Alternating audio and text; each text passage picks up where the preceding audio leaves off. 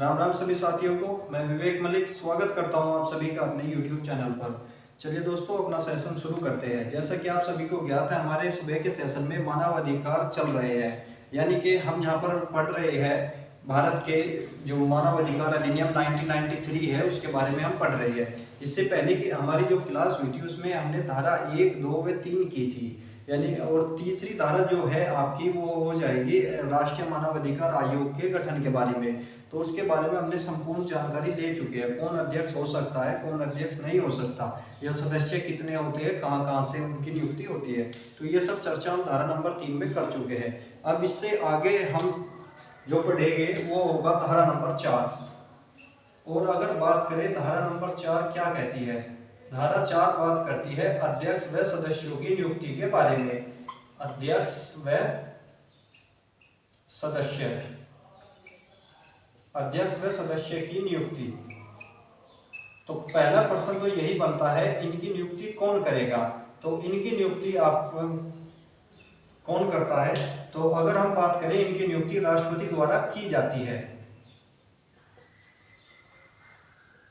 तो प्रश्न आपके दिमाग में बनना चाहिए यही चाहिए कि राष्ट्रपति इनकी नियुक्ति तो करता है, लेकिन क्या यह है राष्ट्रपति की स्वयं विवेक की शक्ति है, यानी कि राष्ट्रपति अपनी इच्छा से किसी को भी क्या नियुक्त कर सकता है।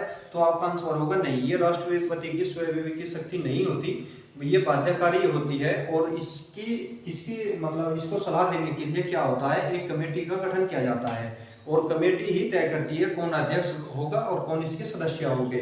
तो कमेटी जो रिपोर्ट राष्ट्रपति को देती है या जो सलाह देती है उसी के आधार पर राष्ट्रपति इनकी नियुक्ति करता है। अगर बात करें राष्ट्रपति द्वारा कमेटी की सलाह पर,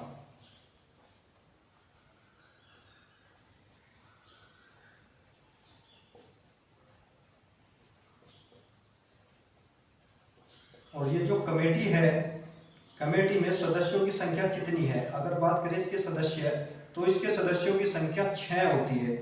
कौन कौन हो जाएगी, सबसे पहले तो उसका अध्यक्ष कौन होगा, यानी कि इसका हेड कौन नियुक्त किया जाता है, तो वह होगा पीएम। और सदस्य कितने होंगे, अध्यक्ष के अलावा इसमें सदस्य होते हैं 5। कौन कौन होगा, गृह मंत्री, देश का गृह मंत्री, राज्य गृह मंत्री, देश का गृह मंत्री। दूसरा अगर बात करें लोकसभा अध्यक्ष,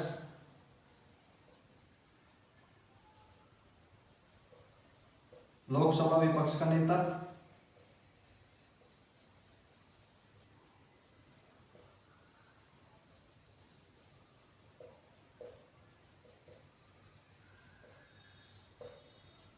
राज्यसभा का उपसभापति।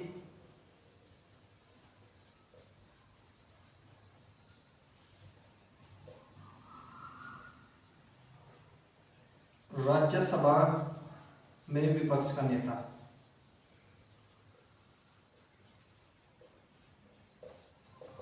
तो ये क्या होते हैं, कमेटी के सदस्य होते हैं। अगर क्वेश्चन बनेगा इस कमेटी में कितने सदस्य हैं, यदि ऑप्शन में 6 है तो आंसर 6 ही होगा, लेकिन अगर 6 ना देकर 5 दिया हुआ है तो आपका आंसर 5 होगा, क्योंकि सदस्य 5 होते हैं। एक इसका अध्यक्ष होता है जो देश का प्रधानमंत्री होगा। चलिए अगर, और ये जो अपनी रिपोर्ट देंगे, ये अपनी रिपोर्ट किसे देते हैं, अपनी सलाह राष्ट्रपति को देते हैं। और यह राष्ट्रपति के लिए बाध्यकारी सलाह है, यानी कि ऐसा नहीं है राष्ट्रपति इसको उल्टा कर सके। ये जो भी सलाह देंगे उसके लिए राष्ट्रपति बाध्य है और उस सलाह के आधार पर ही राष्ट्रपति इनकी नियुक्ति करता है। अगर अगली धारा की बात करें तो धारा नंबर 5, धारा नंबर 5 क्या कहती है। धारा नंबर 5 में लिखा हुआ है आपका, अध्यक्ष व सदस्यों द्वारा त्याग पत्र। अध्यक्ष व सदस्य या सदस्यों द्वारा त्याग पत्र।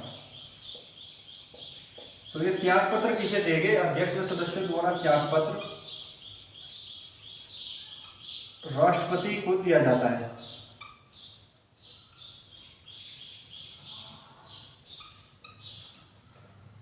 यानी कि यदि अध्यक्ष व सदस्य कोई भी अपने पद को छोड़ना चाहता है तो वह अपना त्यागपत्र राष्ट्रपति को दे सकता है, क्योंकि राष्ट्रपति उनकी नियुक्ति कर रहा है तो त्यागपत्र भी ये राष्ट्रपति को देंगे। वहीं अगर जैसे प्रश्न बनता है अध्यक्ष व सदस्यों को हटाने के लिए किस प्रक्रिया का पालन किया जाता है या कौन उन्हें उनके पद से हटा सकता है। यदि सदस्य हटना नहीं चाह रहे, असमर्थता या साबित कदाचार या उनके ऊपर कोई भी ऐसा केस हो गया जिसके आधार पर राष्ट्रपति चाहता है उसको हटाना, तो इनको हटाने की जो प्रक्रिया है वो राष्ट्रपति द्वारा ही की जाती है, यानी कि राष्ट्रपति ही ने अपने पद से विमुक्त कर सकते हैं। अगर बात करें पद से अध्यक्ष या सदस्य को हटाना, अध्यक्ष को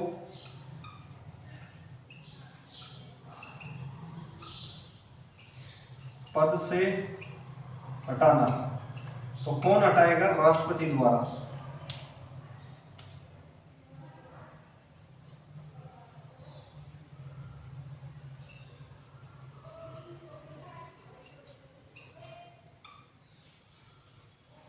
राष्ट्रपति द्वारा इनको इनके पद से हटाया जा सकता है या विमुक्त किया जाता है। और हटाने का आधार क्या होगा? अगर बात की जाए हटाने का आधार, तो हटाने का जो आधार होगा वह है आपका एक, या तो वह साबित कदाचार हो गया हो, साबित कदाचार,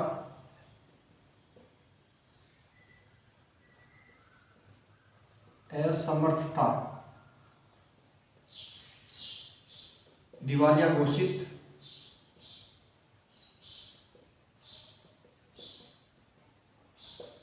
हो चुका हो, शारीरिक शिथिलता हो,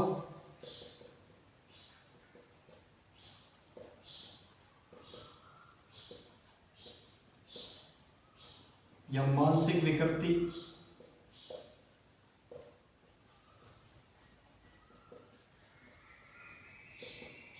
या लाभ का पद धारण करने पर।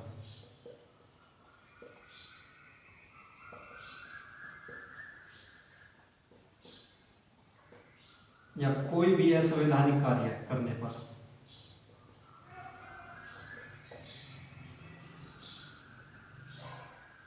कोई भी असंवैधानिक कार्य करने पर।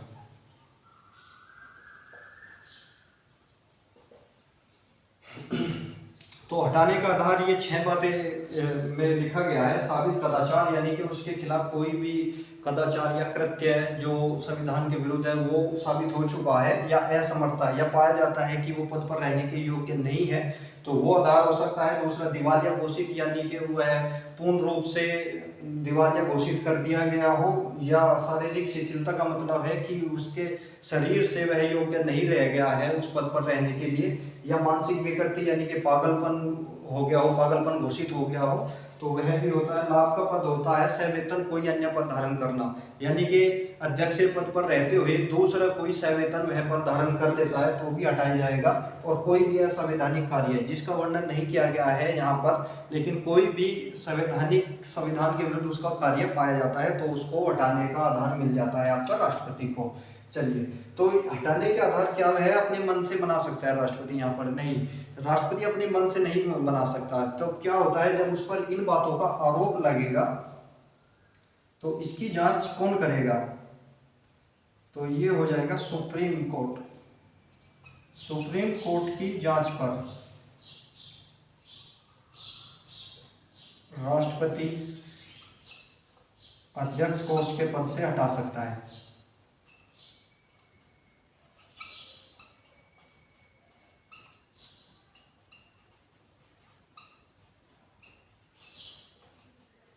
यानी कि अगर अध्यक्ष पर इन 6 बातों का आरोप लगता है या किसी भी बातों का आरोप लगता है तो उसकी जांच करने का अधिकार किस सुप्रीम कोर्ट के पास है। सुप्रीम कोर्ट अपनी जांच कराएगा और जांच की रिपोर्ट राष्ट्रपति को सौंपेगा, और यदि राष्ट्रपति को लगता है कि ये असंवैधानिक कार्य है, संविधान के विरुद्ध कार्य है, तो उसको उसके पद से हटा दिया जाएगा। तो धारा नंबर 5 में 2 बातों का ध्यान रखना, एक तो त्यागपत्र राष्ट्रपति को देगा, और हटाने का जो अधिकार है वो भी राष्ट्रपति के ही पास है, लेकिन सुप्रीम कोर्ट की जांच के बाद। चलिए, अब बात करते हैं धारा नंबर 6।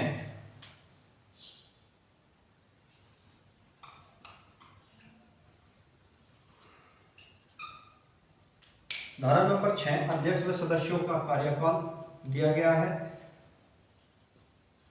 अध्यक्ष व सदस्यों का कार्यकाल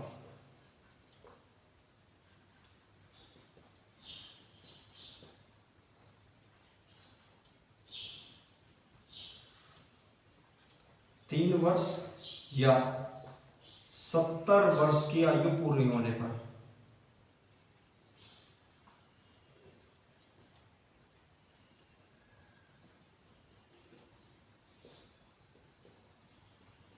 अध्यक्ष व सदस्य जो भी हो गया, अध्यक्ष व सदस्य या वे एक बार में 3 वर्ष के लिए अपने पद पर रह सकते हैं या उनकी आयु 70 वर्ष पूर्ण हो चुकी है। जो भी इन दोनों में से कंडीशन पहले फॉलो होगी उसी के आधार पर उसको उनको हटा दिया जाएगा। अब कोई सदस्य है वो अपनी 68 वर्ष की आयु में नियुक्त होता है, लेकिन 2 वर्ष के बाद वह 70 पार कर जाएगा तो उसे 2 वर्ष में ही हटा दिया जाएगा। अगर कोई सदस्य है अब 65 साल का नियुक्त होता है, लेकिन 3 वर्ष 68 के बाद वह होता है तो उसको हटा दिया जाएगा। 70 वर्ष आयु वहां पर पूरी नहीं होती, यानी कि 3 वर्ष पूरे करे या 70 वर्ष आयु उसकी पूर्ण हो गई हो तो क्या होगा, उसको हटा दिया जाएगा या तब तक वह अपने पद पर बना रहेगा। चलिए, वहीं अगर बात करें यहाँ से क्वेश्चन याद रखना, ये जो 3 वर्ष है पहले क्या दिया हुआ था, यह पहले जो ये 3 वर्ष है यह पहले 5 वर्ष थी।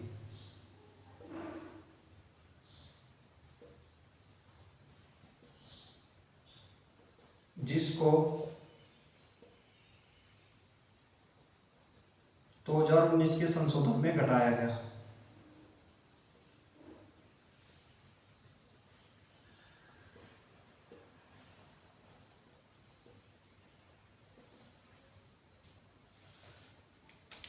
चलिए, अब नोट डाल के लिखना, इसी धारा में दिए गए हैं कुछ अन्य महत्वपूर्ण पॉइंट। अगर बात करें यहाँ पर अध्यक्ष व सदस्य, एक बार क्या होता है,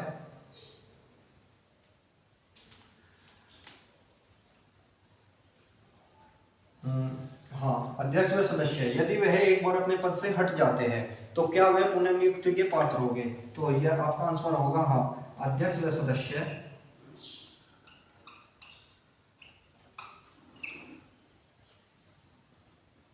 पुनः नियुक्ति के पात्र हो गए। दूसरा, सेवानिवृत्त होने के बाद यानी कि रिटायर्ड होने के बाद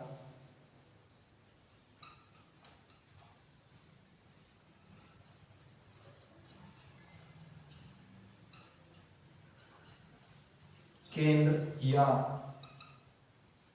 राज्य सरकार के अधीन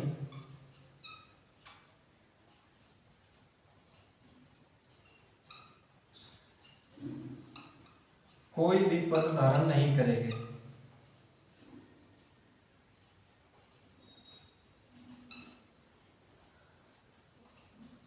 चलिए,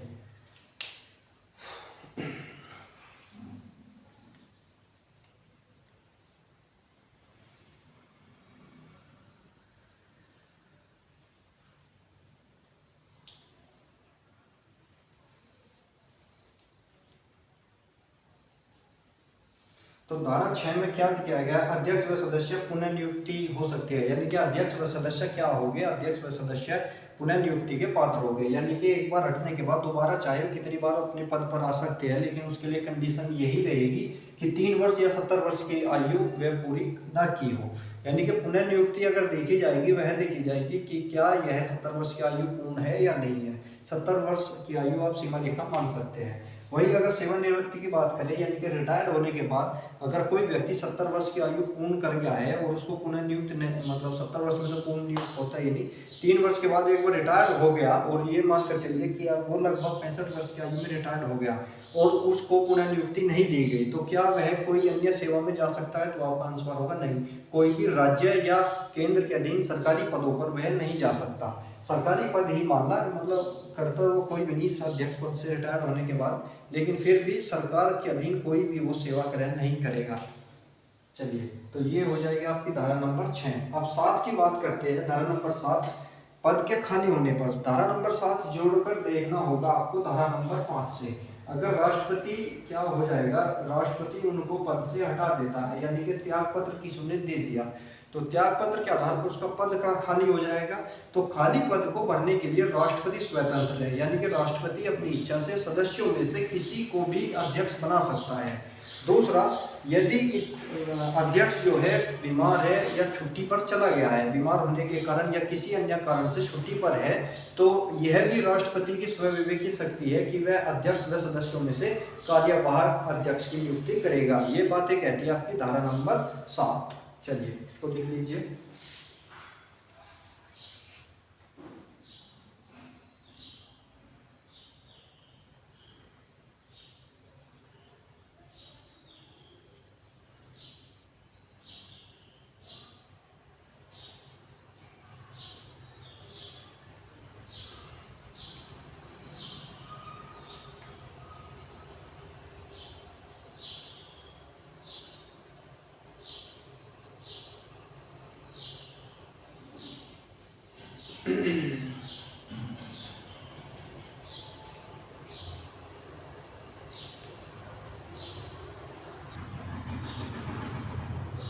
चलिए फिर आज का सेशन यहीं तक ही करते हैं। अपने सेशन को हम यहीं पर रोकेंगे। इसकी आगे की 3-4 धाराएं हम अगले सेशन में लेकर आएंगे। तो ये 10 से 15-20 मिनट की वीडियो होती है और ये आपकी नॉलेज को भी बढ़ा रही होगी। तो चैनल को हमारे सब्सक्राइब करें, वीडियो को शेयर करें। तो अगर आप चाहें तो ये वीडियो दोबारा भी देख सकते हैं, इसमें बहुत अच्छी जानकारी आपको दी गई है। तो मिलते हैं फिर अपने अगले सेशन में। ये सेशन यहीं तक रखते हैं। तब तक जय हिंद, वंदे भारत। चैनल को सब्सक्राइब करें, वीडियो को शेयर करें। Thank you.